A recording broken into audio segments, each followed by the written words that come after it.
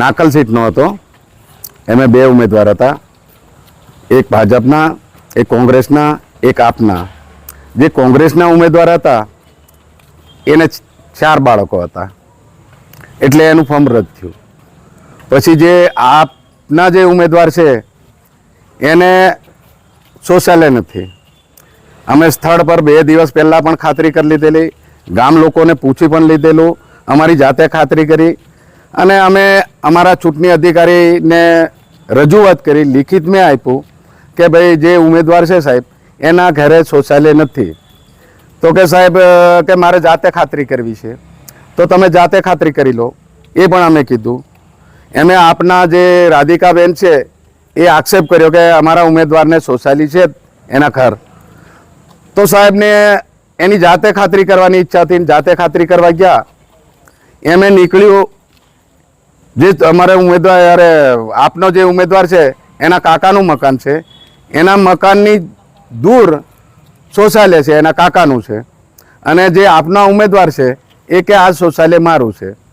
તો પછી અમે અમારી જાતે પણ અમે વિડીયો ઉતાર્યો, અમે તપાસ પણ કરી, પહેલે જ કરેલી, આજે પણ કરી. તો એના ઘર પાસે શૌચાલય છે નથી. અમે સાહેબને એક ચૂંટણી અધિકારીને બીજું કંઈ ના કહી શકીએ, પણ રિક્વેસ્ટ કરી કે જે હકીકત છે સાહેબ એ તમે જુઓ અને અમારે સ્વાર્થના લીધે નહીં પણ જે કાયદા મુજબ આવે એ નિર્ણય હાસી દિશામાં લો. જવાબ અમારા ટીડીઓ શ્રી એવું કહે છે કે ચૂંટણી અધિકારી તરીકે મેં શૌચાલય જોયું એનું હોય. તો અમે પણ એને સવાલ કર્યો, એનું હોય એટલે એના ઘરની બાજુમાં શૌચાલય છે સાહેબ? તો કે એના ઘરની બાજુમાં નથી, એના સર્વે નંબર મેં છે. મને જવાબ એવો આપ્યો કે એના બાપના સર્વે નંબર મેં આ શૌચાલય આવેલું છે.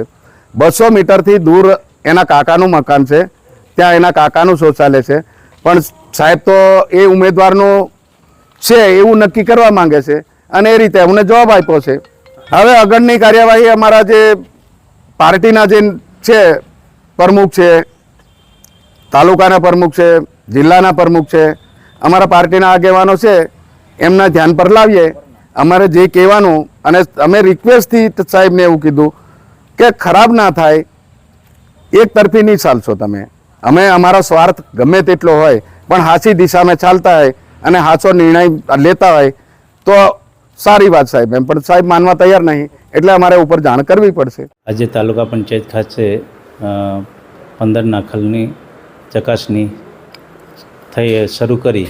એમાંથી એક ઉમેદવારે વાંધો લીધો કે આજે અંજુલાબેન ચિંડિયાભાઈ એમને શૌચાલય નથી. તો અમને સંતોષ ના થયો એટલે અમે રૂબરૂ જઈને સ્થળ ઉપર ખાતરી કરી અને રૂબરૂ ખાતરી કરતાં ખરેખર શૌચાલય ચાલુ હાલતમાં છે અને એ લોકો વાપરે છે.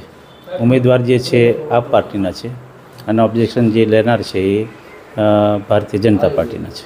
શૌચાલય જે છે એ અંજુલાબેન ચિડિયાભાઈનું જ છે.